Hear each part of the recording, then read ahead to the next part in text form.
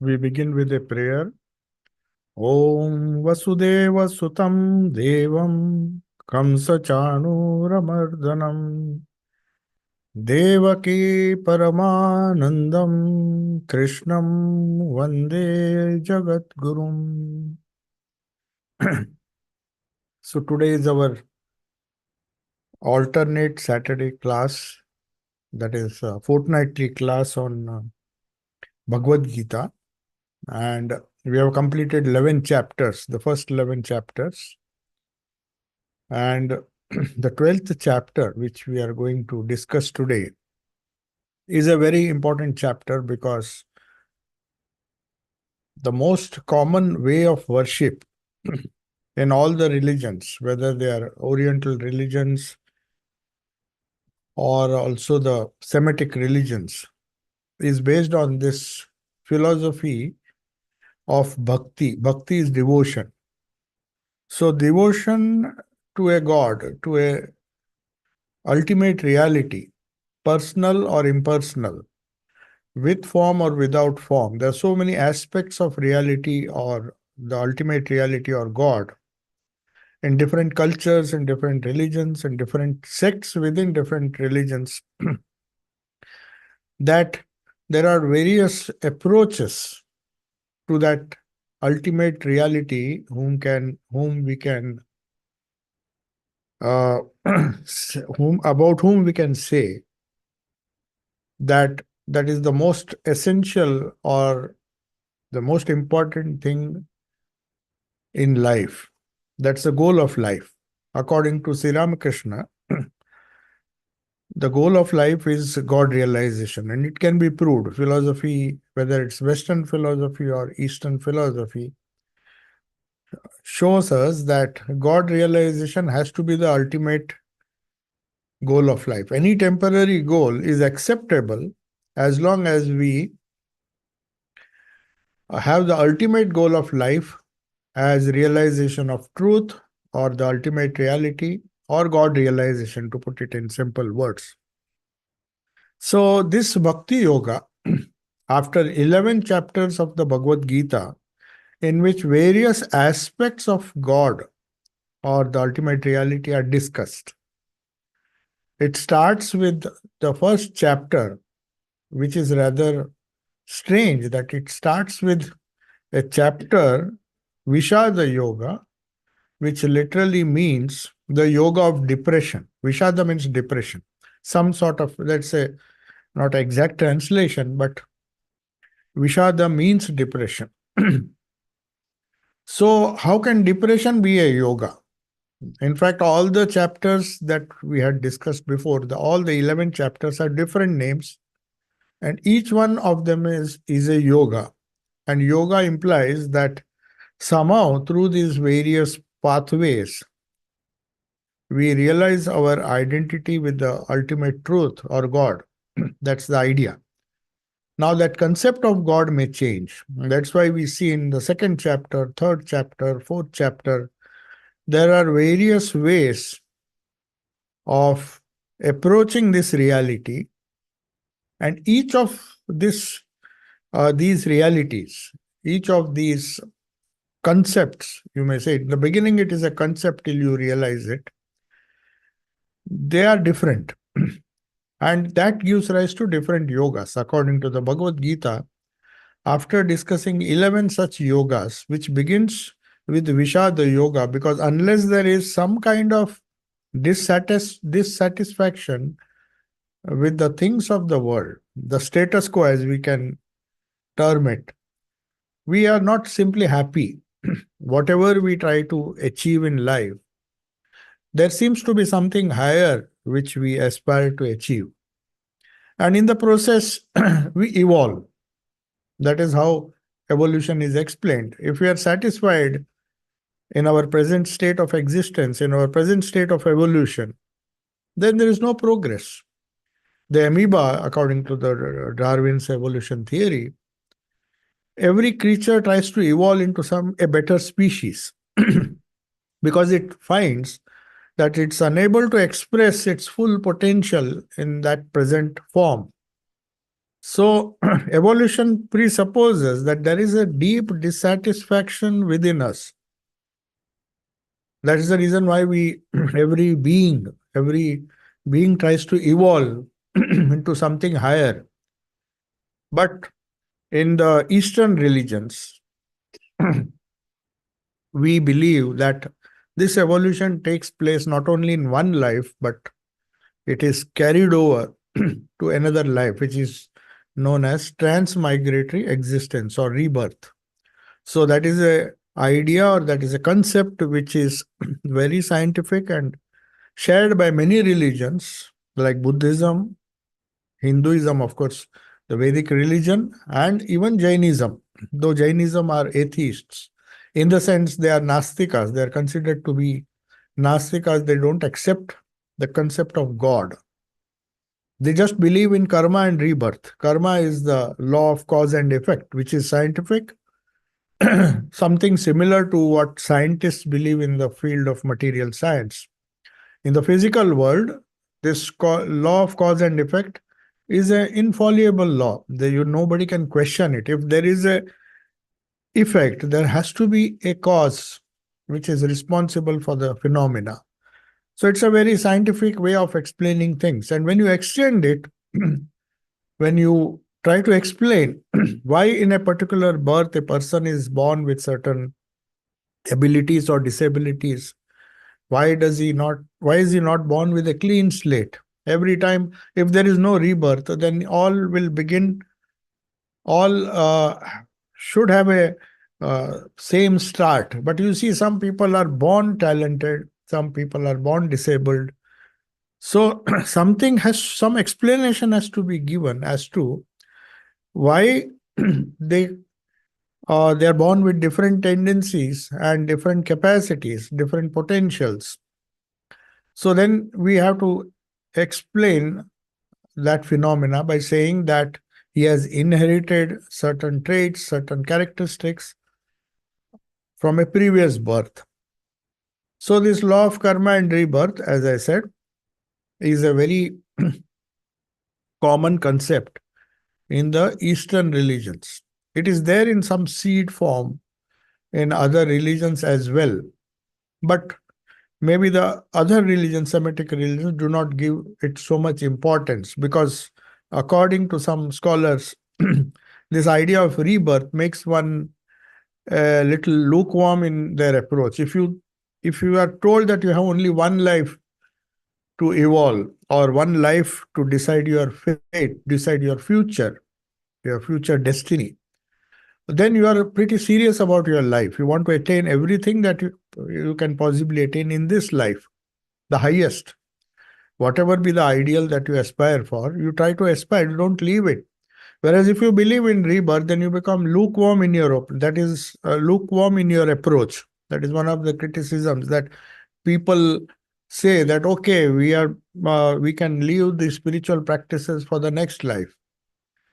But there is a flaw in that argument that you can't be sure of what kind of birth or what kind of opportunities you'll get in the next life. Even if these people say that, suppose you accept that argument, and are you sure that you can continue exactly from where you left?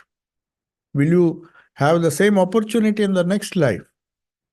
So that is a very important question, because though Sri Krishna in the previous chapters, he assures Arjuna, because Arjuna is a bit confused. He knows that the advice Sri Krishna is giving him about spiritual life, about life in general, beginning with how to handle his depression, what made him uh, uh, fight this war, and then when he thinks of the consequences, how he became depressed, how the transitory things of the world affect our mind, and then how we take to spirituality, seek something eternal, and how you slowly come to religion. So all these things are explained in various ways, and Arjuna is convinced. But then one doubt still lingers in his mind. He tries to compare it with the achievements we have in the material world. And it's very natural. when we see that our hard work, the hard effort that we put in to acquire certain material things, wealth, property, and all those things, it is seen that towards the end of the life, one gets a bit disappointed because he can't take it forward. It's not like you can carry it to the next life.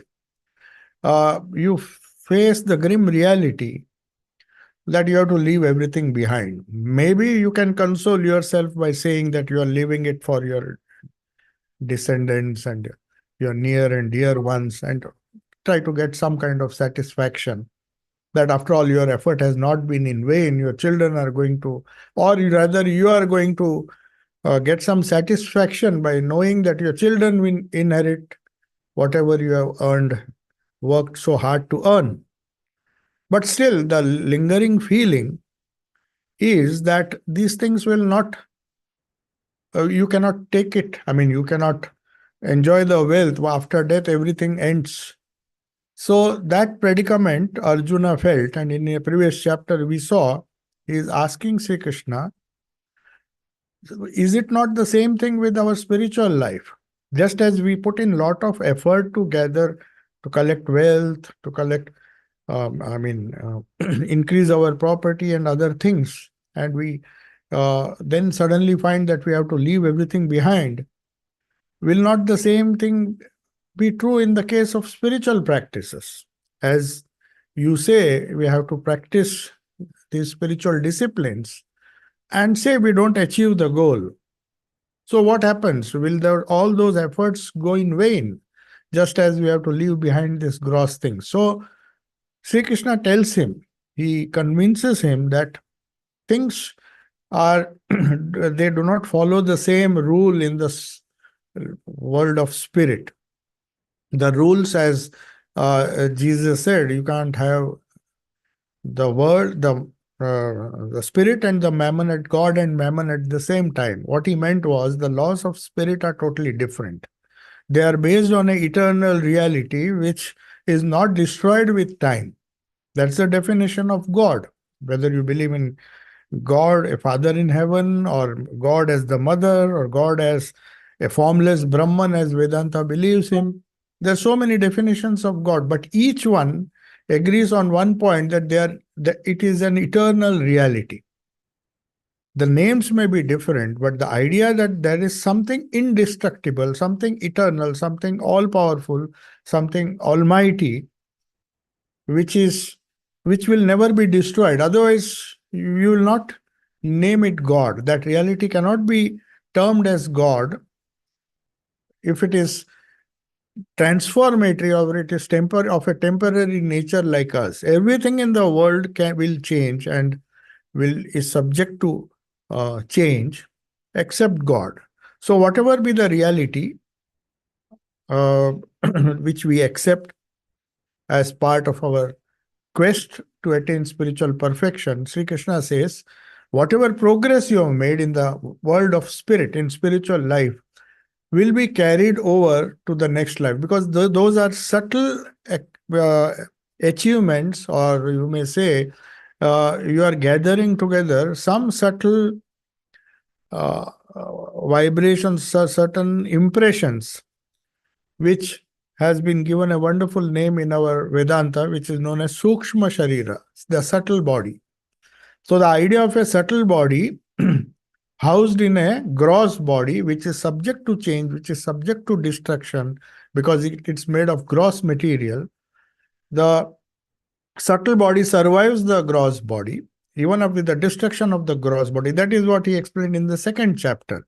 If you see the whole second chapter, he says you fight, because whether you live or die, the subtle body or the self is not going to die. The self is eternal. If you think it is eternal, then you should not panic, or you should not be depressed uh, by thinking of the consequences of the war. You just do what is according to dharma, because that will lead to your evolution. If you go against dharma, or against if you are righteous in your approach to life, then it will automatically lead you to a spiritual quest. And that spiritual quest is not going to be lost. You will take it over. Maybe you'll get a new body, but the uh, samskaras or the subtle impressions that you have gathered in this life, they'll be carried over. They may not be expressed immediately. There's a wonderful verse in Patanjali's Yoga Sutras, because we can't just ignore that. They say a human body is very important. Suppose by some chance, by some consequence, you are born in a different body than a human being, or a human being where you cannot express all those samskaras, all those impressions that you have gathered in a previous life, still they will not be lost. When they find a suitable body, they'll start expressing. We'll find in many people, for example, Saint Paul. There was the transformation was sudden. How can you explain that? Because the spiritual impressions that were within him were not being expressed. But one vision or one incident changes the whole life, and that which was not expressed suddenly starts expressing itself. So we do not know, there's no particular rule that those things will be manifest as soon as the child is born in the next birth. He may express some of the bad impressions that he has collected in a previous life, and people may get a wrong idea of that child. But as he grows or as she grows, the divine samskaras will start manifesting. So it's a very complicated theory, this karma and rebirth, but let us not go into that. I just told you because there are various ways, scientific ways of explaining how evolution takes place in the spiritual personality. Evolution, Swami Vivekananda, in his famous lecture in London, he was asked about this theory of evolution of Darwin. He said, in the physical universe, yes, Darwin's theory works. In the gross world, in the material world, it works. In the beings are trying to survive. The survival of the fittest is a law that is observable. Whenever the being thinks that there are forces which will not enable it to survive, it tries to evolve itself and develop those qualities, or develop those characteristics, and try to express and try to survive. So since the rule is only the fittest will survive, every being will try to be as fit as possible. Nobody wants to die, it wants to survive. But that is as far as the physical world is concerned. That same law does not apply in the spiritual world. Different laws are applied there. So no doubt survival, the spiritually fittest person will definitely take, has a better start in the next life.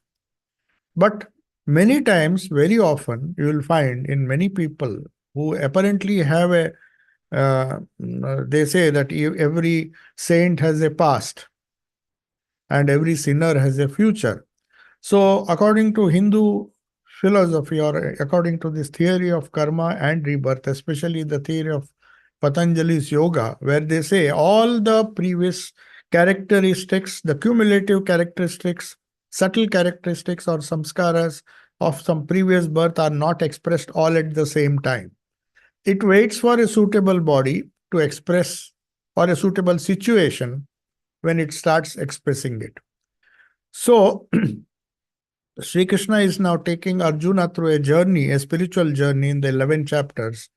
He shows different shades of reality, different ways of approach to reality. So he was not satisfied. In the 10th chapter, if you remember, we'll just recapitulate. In the 10th chapter, which was known as the 11th chapter of Vishwarupa Darshana, but before that it was known as Vibhuti Yoga. So in many of the cultures, in many religions, there is this idea that God has so many powers which are which human beings don't have. So Vibhuti means special powers which distinguish prophets and great people from ordinary people. So the Vibhutis were described in chapter 10 And Sri Krishna tells that wherever you see some species, in any species, whenever you see something great, you see it's a better reflection of my divinity. That particular species or that particular being has manifest more of that divinity than others. That is why we praise. And in the whole chapter, if you see the 10th chapter, the Lord uses many techniques of meditation and tells Arjuna that whenever you see greatness anywhere, know it for certain it's a manifestation of my divinity. There's more manifestation of the divinity in that particular animal or that particular being, even among the trees. He singles out certain trees which are very strong, sturdy, and have a long life. Ashwatha, they say the banyan tree is sometimes they can be 1,000 or 2,000 years old. Not that it is eternal, but it shows a glimpse of that eternal powers of the Lord. So among the hills, I am the Himalayas because they have the biggest peaks in the world. So when you meditate on something great, you it's a good beginning point. So in chapter 10, by considering the different powers or vibhutis, they are known as vibhutis. Vibhuti means special manifestations of God. So he says, when you meditate on this greatness and not be always involved in petty things, this is one way to avoid petty things of life. When you meditate on greatness or great people or great beings, your mind is always evolving. It wants to search for something greater. So that's why Sri Krishna in the 10th chapter, which is a very important chapter, it's not just a description of the Lord's glories. How the meditating on the Lord's glories are important for us. That is more important. It's not that they are giving, that's why he says, I'm just giving you a sample of the various glories that you see in nature. So he's uh, explaining to Arjuna that how by meditating on these different vibhutis, you can aspire to attain God or to attain to that reality which is the greatest ever. See, uh, one of the names of Allah in Islam is that He is the greatest. So this 10th chapter helps you to meditate on the greatest among different species and tells that among all the hills, Himalaya, I am the Himalayas, he says. I means that Supreme Brahman. When Sri Krishna, whenever he uses the word I, he doesn't refer to himself, the body of Sri Krishna, but the Paramatma or the Ishvara or the Lord within him. He has identified himself with that supreme reality. And then he says I. Subjectively, when he says I, it's not the physical body that he means. So among all the hills, I am the Himalayas. Among all the trees, I am Ashwatha. Among all the animals, I am the lion. So all these different meditation techniques which have been described in the 10th chapter is to take Arjuna's mind or a sadhaka's mind, any spiritual aspirant's mind, from the trivial to the great, so that meditation on these great evolved beings, you meditate, you project that and reach something which is even higher, which is beyond that, and which is the source of all the greatness. So that is why when you meditate, we use that 10th chapter uh, by meditating on the glories of the Lord. That is why it is known as Vibhuti Yoga. Vibhuti literally means the glories. So by meditating on the glories of the Lord, you practice Vibhuti Yoga and try to evolve. Then we came to the Vishwarupa Darshana, when Arjuna felt that, okay, you are mentioning certain objects, certain animals, certain beings, and certain plants, and many things. You have certain qualities which are seen in people. All those things you have told me, but still, I want a direct experience of God. So then we come to the Vishwarupa Darshana Yoga, where he shows his different form. In the beginning, he is very much impressed. Uh, Arjuna is impressed because he shows his magnificent form. He gives him a subtle vision, subtle eyes, as it is mentioned here. And then he sees the whole past, present, and future, what is going on, and what are the consequences of the war, who's going to get killed. It's like a huge drama being played out before him. And he's surprised because as long as Arjuna is seeing the better side of the Lord with all the power and glory, but then he shows the other side, which is as true as the glorious side, which is destruction. So in the Vedantic philosophy, we cannot presuppose creation or preservation without accepting destruction. Anything that is gross, anything that has a beginning has to have an end. In this transformatory world, the world which is full of transformation, something has to die to give birth to something else. And it's a harsh reality. No doubt it is harsh. You can't expect God as the destroyer. Normally, you would attribute it to shaitan, as the Islamic people say, or to the devil. The evil is the prerogative of devils, whereas only the good things belong to God. But the concept of God, the total reality is beyond all this, beyond goodness, beyond evil. To show that, he shows the destructive aspect of creation. When there is a creation, when in nature you see whatever grows or whatever is born has to die someday. It will be transformed. Death is not a proper word. That was discussed in the second chapter. He says there's no beginning or end in reality. It's only in the relative world that you see there is a beginning, there is an end, and you are grieving for nothing. Because what is being destroyed is the material that makes this Prakriti. But behind that material, there's something more eternal, which survives still more. The subtle body and the subtle life survives more. It has more longevity. It's carried, the samskaras are carried from birth after birth till you are liberated, till you become one with the eternal. That's the philosophy. And there, to convince him, Arjuna is shown the terrible aspect of the Lord. In 11th chapter, if you see Vishwarupa Darshana, it begins with a wonderful vision, pleasant vision with so many arms and so many faces.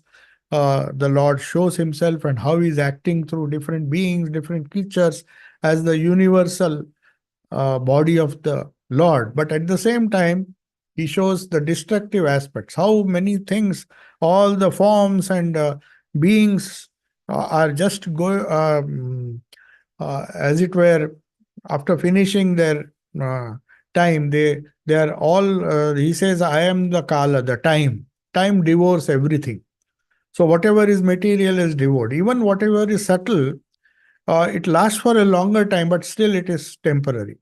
So with that, he tries to explain in the 11th chapter, which we discussed and which we concluded in our last class, that he tries to show all the aspects of reality. And when he gets frightened, he says, no, enough. The pleasant side was enough for me. Then he withdraws his form and then he says, okay, now let me teach you. We come to the 12th chapter, a much more better way to approach that reality.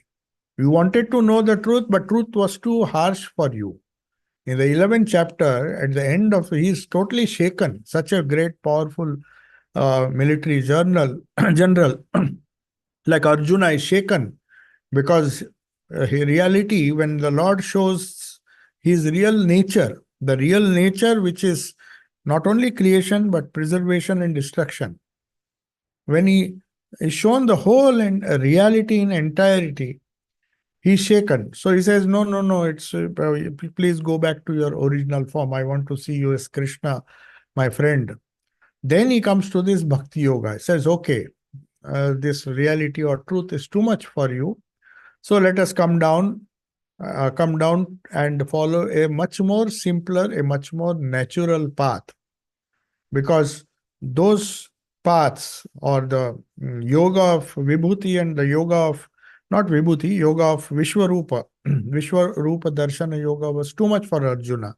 So when he asks him to withdraw that vision, he says, no, no, no, show me your simpler form. I mean, I don't want to see truth in this way. So then he says, the Bhakti Yoga means the yoga of devotion. And this is a very natural path in all religions. All religions, they may not agree to all that was said, the path of jnana in the second chapter, the karma yoga and other things, though there are many elements which are common with other religions. But this bhakti yoga is understood by all religions, Semitic or non-Semitic religions. Because this yoga of devotion to someone with or without attributes, even there are many ways of approaching reality, as I said. Some people say God is formless and without qualities. But most of the religions believe that God may not have a form, but He's full of qualities like love, like compassion. So you would still, though you would not attribute a form to that Lord, like Islam doesn't like to attribute a form. They say it is blasphemy to even say that God comes in a human form. Whereas for God, everything is possible because that reality cannot be restricted. It cannot be just formless. So that Brahman or that reality can be attributeless, without any quality, just formless, according to Advaita Vedanta. That is true. But others say it has saguna, without form, nirakara. Nirakara means akara, means form. It doesn't have a form. It doesn't have a human form or a divine form or a form where the Lord is seen on the cloud, in the clouds, in a particular fashion we try to imagine or see him. Neither is he in any idols or any symbol. Even if you remove all the forms, still you cannot wish away the qualities. If God is not compassionate, if most of the religions hang on to these things, the mercy of God, the compassion of God, the love of God. So there are so many things. Saguna, that is known as Saguna. Guna means qualities, attributes. He may be formless, but he is with Guna, Saguna Brahman. And then we have, naturally, when you accept God with form and with qualities, then there is a much more human relationship. That's why they say when you worship the Father, you worship Him through the Son. Because we need a human being to direct our adoration. You can't be devoted to some empty space. If you love somebody, it has to be a human being.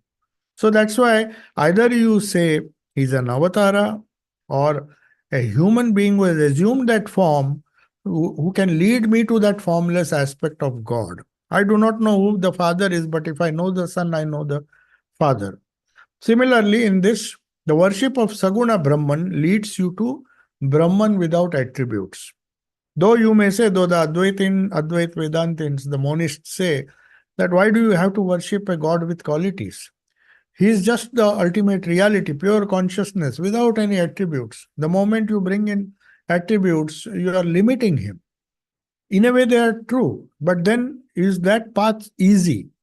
Now, that will be discussed in the first 5 verses of this chapter. Evam satata yuktaye bhakta swam paryupasate ye cha api aksharam avyaktam tesham ke yoga vittama. So Arjuna is now asking.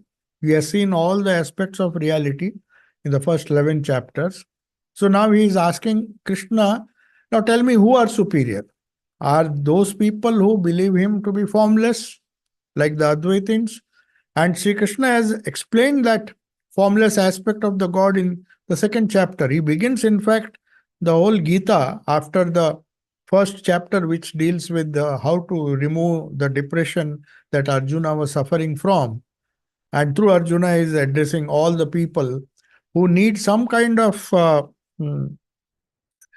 disillusionment with this world. Without that, one does not turn to religion. That is a great truth which is the essence of the first chapter. Because if you are happy with the world and with the status quo, then you don't need to know what religion is, what Vedanta is, what uh, God is. So the journey to God, journey to know God, begins with some kind of intense dissatisfaction with the things as they appear in the world. And that without that disillusionment, Arjuna would have perhaps never asked Sri Krishna this question. He would have just been busy with, he was busy with preparations for the war, and he would have been happy to just start the war. But somehow something happened, and the whole message of Gita is a consequence of that. He felt depressed. He suddenly felt in the battlefield, of the world, he just felt that something is wrong. This is not what I had aspired for. Though in the beginning he didn't think like that when he was preparing for war. But when that Vishada came, it became a yoga. Then he started thinking. Then Krishna thought, now this is the time when I should tell him the truth of life. So we come to the second chapter, and he directly begins with the formless God. Because he somehow wanted to remove that fear of death which was there. Either killing others or killing yourself. I mean, dying in trying to kill others. So that there was only one consequence. Either the enemy will die or you will die. So that attachment to the form, that God is formless, nothing is going to change. The formless will never change. So that strong message he gave through the second chapter. So that idea was in his mind. Then he tones down his message, and over several chapters, you find Sri Krishna trying to show him other ways. If this is tough for you, okay, say the third chapter, you just go on doing your duty, and one day you will find that you go on doing your duties according to dharma, that is karma yoga, and then finally you will come to a stage when you can make further progress in spiritual life. Then he comes to fourth, fifth, sixth. Then he teaches him techniques of meditation, how meditation helps you to evolve yourself. That is the content of the sixth chapter. Then we go on to seventh, eighth, ninth. We discussed all those chapters. And then finally, now he has come to a stage when he can compare. He has heard the entire gamut of spiritual experiences, and now he wants Sri Krishna to tell him which is the best. Now you have told me so many things, but tell me what I should do. So that's why he says, Evam satata yuktaye bhaktva stvam parupasate. Among all those devotees, I mean those who believe God with form, who have a personal God, either they worship the Son or the Father, or the Father through the Son, which is an incarnation or a prophet. In whatever way they approach reality, they are devotees because they are steadfast in their devotion to that personal aspect of the Father or the Son, or the Avatara, as it is known as in Hinduism. They are ever steadfast. They don't change their faith easily. They worship you thus, he's telling me. They worship the personal aspect of you. They are not even bothered what your impersonal aspect is. They are happy to hold on to a form, and they are worshipping you as devotees. And again, as against them, there are another group of people who don't want a God with form. They don't want any human being to interfere between them and the formless aspect which they believe. And again, those who worship the imperishable, the unmanifest. Tesham ke yoga vittama. Of these, which of these are better versed in yoga? Who has an advantage? Those who worship God with form, or those who worship God without form? So, we see in the conclusion of the 11th chapter, which we discussed over several classes in the past, the adoration of the Supreme Lord in various forms was discussed. The divine form, the destructive form, and all different forms were discussed. So, of these two, and then the formless was discussed in the second chapter. So, this point he wants to clarify which of these devotees or which of these spiritual aspirants are superior. Should I worship God with form or without form? That's the simple question he wants to ask. Then Sri Bhagavan Vacha, the Lord answers. He says, this is very important. He says, Maya Vesha Mano Yemam Nitya Yukta Upasate Shraddhaya Parayo Petas Teme Yukta Tama Mataha. Means the blessed Lord said, Sri Krishna tells Arjuna, those who have fixed their minds on me. It's not important whether you believe in formless. If you are able to fix my mind on the formless aspect, well and good. But if you cannot do it, at least if you can fix your mind on a particular aspect, a form, those who have fixed their minds on me, and who ever steadfast and endowed with supreme Shraddha. Shraddha means faith with conviction, not just blind faith or belief.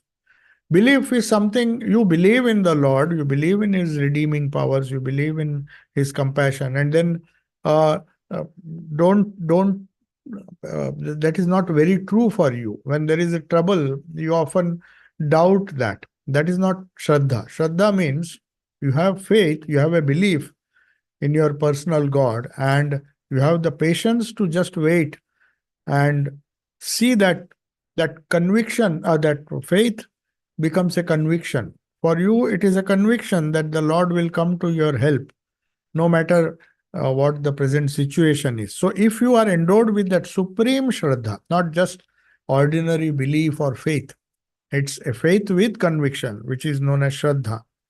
So, Shraddhaya with Paraya, supreme, not just ordinary Shraddha, but supreme devotion, them do I consider perfect in yoga. So they are perfect in yoga. So he is leaving it open-ended. He say me. When he says me, he doesn't mean Krishna. So the Lord is having this whole cosmos for his physical body. He has explained that in the previous chapters, that when you meditate on the Ishvara, that is the Supreme Lord, the very word Ishvara means one who controls the whole universe. So Lord can be controller, he can be the preserver, he can also be the destroyer of this universe. So you have to accept in all these aspects. So the whole cosmos is his physical body. That Paramatma or Parameshwara is known as Saguna Brahman. His rules remain immanent in the universe. He doesn't sit there and make rules for us, just like the prime minister or the judge gives his judgment. This God is not a God who acts who is one who judges our actions. No, he is immanent. He makes rules and he follows those rules himself. Even an incarnation, we discussed this in the Great Master, that when Sri Ramakrishna, the author of Sri Ramakrishna, the Great Master, which we discuss every alternate Sunday, he spends a lot of time, the author, Swami Sarvasthananda, to discuss whether God follows the same rules. Are the same rules of karma and everything applicable to the Lord as they are to his devotees? He says yes. Otherwise, what's the fun in, if he doesn't follow those rules, then of what use is that God to us? So he is immanent in this universe. That is a very important concept, that those who are the Lord, the concept of Lord or the Ishvara is that he is not only the creator of rules, he himself is immanent in this universe, and he follows the same rule. If he assumes a body, he follows the same rule. He is the Lord of yogis, and his devotees are those who dedicate themselves to his worship.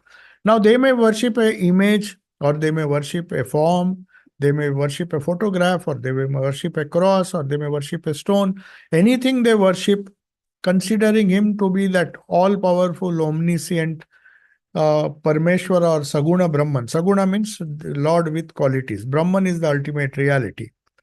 But how? How should they worship him? They should be free from attachment, aversion, and all angularities, because then only the reflection is seen in those devotees only. So, and since they are free from all these things, their thought of their Lord alone predominates their mind day and night. and they are therefore perfect yogis. Only they are yogis. So, Sri Ramakrishna explains in his own way this particular verse. We'll have a small passage from the Gospel which I will read. How he reconciles, because here he says, when the Lord says me, he means both formless and God with form and without form. There is something strange which the author of Gospel of Sri Ramakrishna M heard for the first time. He was a great philosopher. He was a great professor also.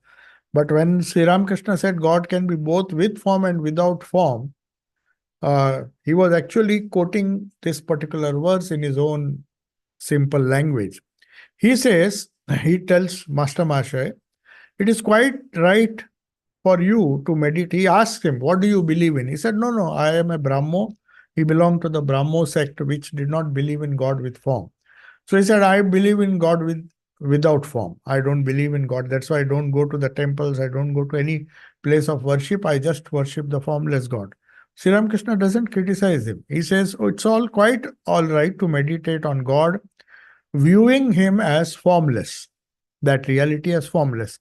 But do not entertain the thought that your own conception of God is correct and that the beliefs of all others are wrong. To meditate on him as with form is also a method. That is the method of Bhakti Yoga.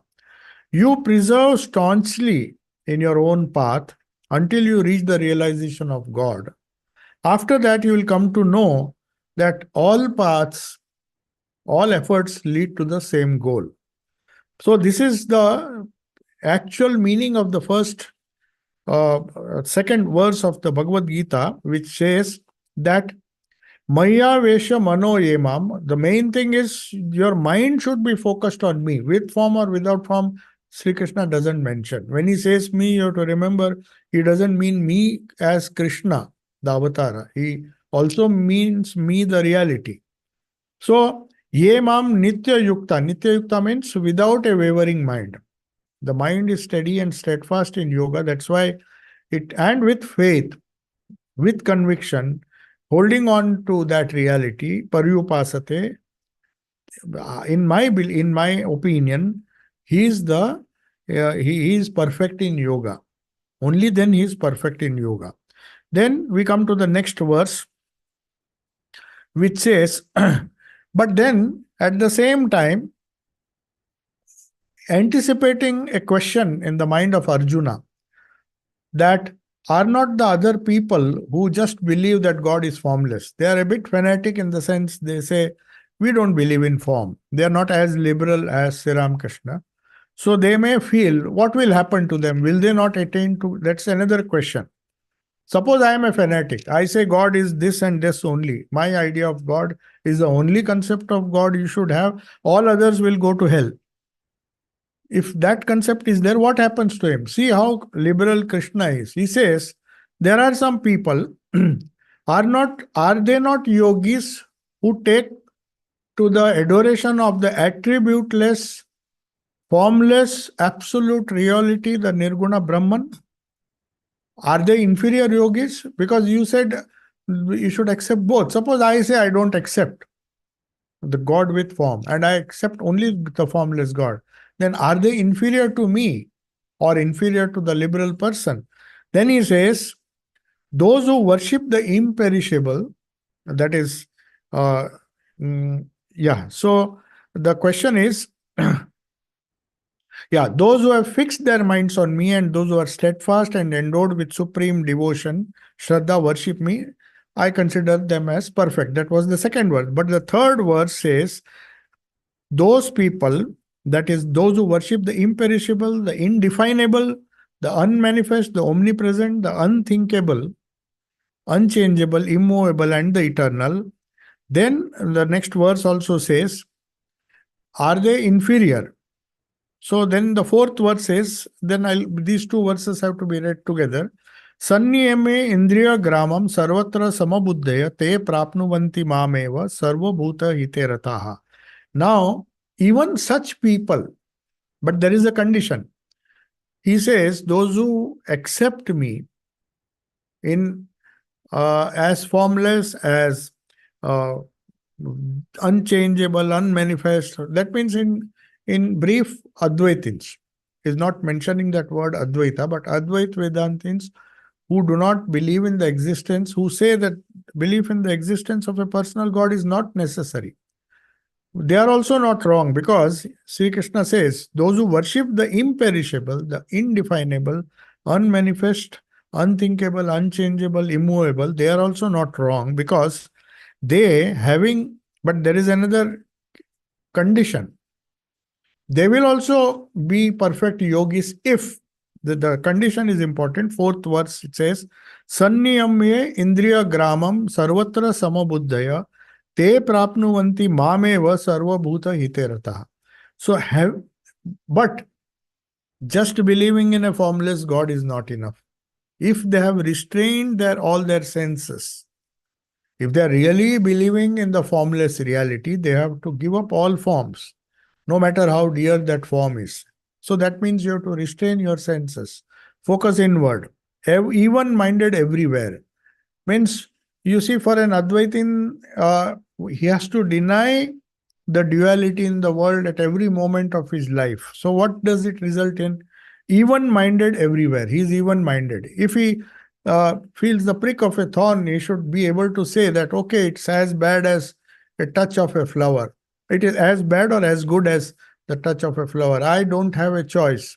So he has to be infinitely patient. He has to be even minded everywhere. And he has to engage in the welfare of all beings, considering them to be his own. Because there's no form. Every form is the same, because he is meditating on that formless reality, which is all pervading. Then why is he biased towards some people, biased towards others? So he has to be even minded. And as a result, he cannot harm anyone. He has to engage in the welfare of all beings. Even they will come ultimately, they will reach the ultimate. They will be considered as the yogis. So this Nirguna Brahman, or God without attributes, it can be arrived by a very painful process of destruction of all whatever obstructs it. You see, for example, Totapuri's example is very, very good. He was Advaitin and he believed in a formless God. And Sri Ramakrishna, who was his disciple, but he corrects his own guru. In fact, there was a fire burning as per their tradition, and he was meditating on the formless God. He never even entered the temple. He thought it is superstition to pray before the image of Mother Kali. So and Sri Ramakrishna was full of respect. Even was initiated by him into sannyasa. He took. But one day, the disciple goes to the guru and he is meditating. A person from somewhere comes and he wants to light his cigarette using that fire, that sacred fire. And he just tries to light it.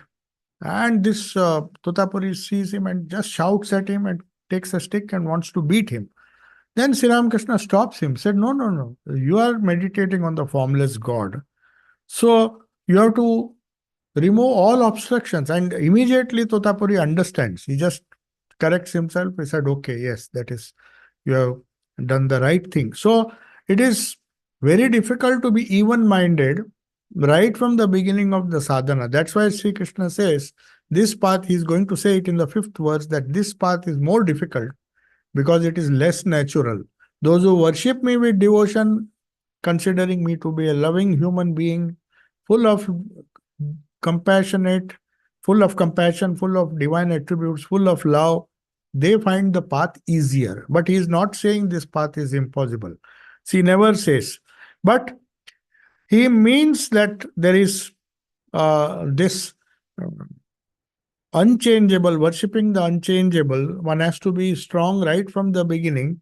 And at any cost, they should not be, they cannot be disturbed, or they have to be even-minded. Anything that obstructs that even-mindedness, that vision of Brahman which is unchangeable, any change that happens, they have to just ignore it by saying it is Maya. That is what Shankaracharya says. When you say Maya, it's not that does not exist. It exists, but it has no impact on me because I am the pure Brahman. If I am unchangeable, then whatever changes happen, they are in Prakriti. That firm conviction, if somebody has, and as a result, he is even minded, which is another important condition, even they will reach the same goal. Now he comes to, but Sri Ramakrishna explains in giving a beautiful example, and I think I'll conclude with this. He gives another example how to reconcile this formless and God with form. He says, every one of you have heard a bell. When a bell is rung, each stroke has a sound form, different sound form depending on the uh, bell, which bell you are using. And there are different forms. You can just go on striking it and produce different sounds. But after you stop striking, after the sound slowly dies down, the bell is quiet. There is a formless sound. He calls it the formless sound. You may think there is no sound. It is a sound. Uh, it is it. The word he has used is it is known as anahata dhvani. There is a beautiful concept in yoga which yogis can hear. The hatha dhvani, anahata. Hatha means struck. So all sounds that a normal human ear hears is because of vibration. When you strike something, every object, when two objects are struck, it produces a particular peculiar sound, unique sound. So he says every time you strike, it's like having worshipping one aspect of that sound. But he says when the striking has stopped, hatha has become anahata. Anahata means non-struck sound. That's a very interesting concept that even when all the vibrations subside, there is a formless, or you may say formless sound is heard at the end of when you hit the gong. Actually, when the huge gongs which were used, there are so many meditations, especially in Buddhism. So how do you imagine a formless sound? You just strike, meditate on the sound, and then when it slowly drowns and then merges in the formless sound, then you meditate on that formless sound. So that is the example Sri Ramakrishna is giving. Similarly, when the striking is going on, you see these various forms, various sounds of God. And when the striking stops, God is without form. So that is a beautiful way of reconciling both. But, and I'll end with this, this fifth verse says, if both ways are the same, both can lead to the same goal, then why opt for this path of bhakti? So, because it is easier. That is the whole purport of this fifth verse, which says, Klesho dikataras tesham avyakta sakta chetasam avyakta hi gatir dukkham teha vadbhir avapyate. This is a very important argument in support of bhakti. Sri Ramakrishna said, in this Kali Yuga, where we are so intensely attached to the body, path of devotion is more natural. We have to be very honest. If we don't have that body consciousness, then the path of formless God is easy. But he says, why it is difficult? Greater is the difficulty of those whose minds are set on the formless aspect. For the goal of unmanifested is very hard to reach for people who are embodied, means who are restricted or who have that intense body consciousness. So, if you have a body and still say you are formless, then it is hypocrisy. That's what he says. The goal may be the same, but you have to ask yourself the question: have you really got rid of the consciousness that you are a limited body with limited powers? Uh, if you have that idea that you are an embodied being, very firm in your mind, then better follow the path of bhakti. So we'll conclude now. If there are some questions, you can ask. Are there any questions online? At the moment, there is no question. Yeah. Any question? We have about 5-10 minutes more. So, Yeah. so in the end, when you said that someone who does not believe in formless or who believes in formless God, for him, he has to be very clear about that that thought process constantly. Yeah, That constantly. that so in a way, then he has already kind of reached an enlightened state, and then only he can then do that. Or is he He's not. still not yet there, but No. still conscious? If he thinks he's an embodied being, that's why he says it is very hard for the embodied to reach. This is Krishna's, from his experience, he's saying that if you are feeling yourself or firmly, bound by your body consciousness, then that path, he doesn't say it is impossible, but that path is difficult to reach. So, because if you consider yourself as an embodied person and you also consider reality to be one with a body, that means in Semitic terms, you can say, if you accept the Son, you accept the Father. You don't know, say, Father is the formless concept, if you imagine.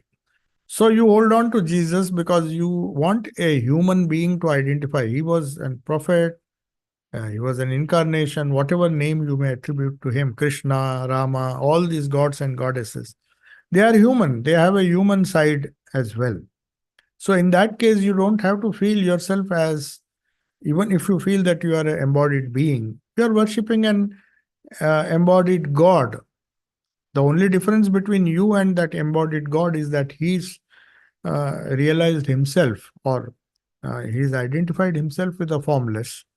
But for your sake, he has taken that form, because you cannot get rid of the form, the identification of yourself with your own form. Subjectively, though you may say, I am the formless, I have nothing to do with the world, everything is Maya, but it's easy to say, but very difficult to experience that bodilessness.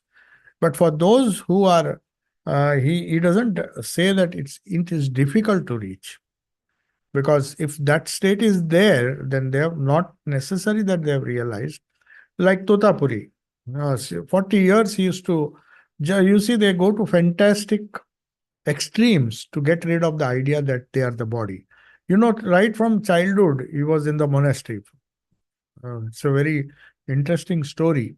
They are asked to move about, and not, their rules are so strict that they should not stay under a roof. They can stay under a tree. 40 years not staying with a roof over it. Even if it rains, they have to.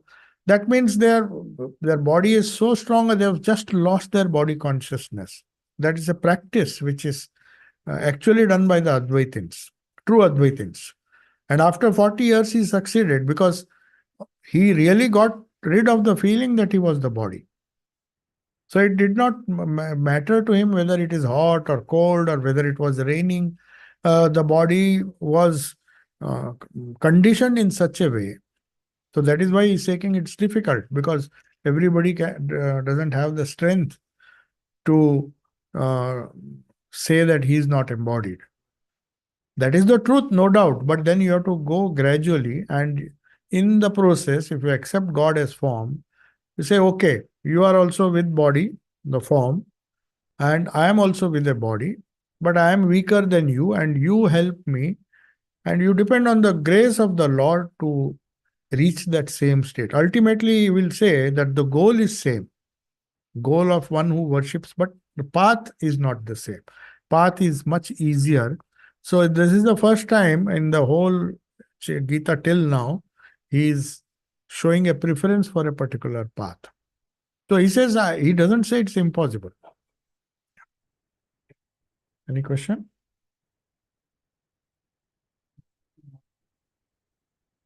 Welcome to.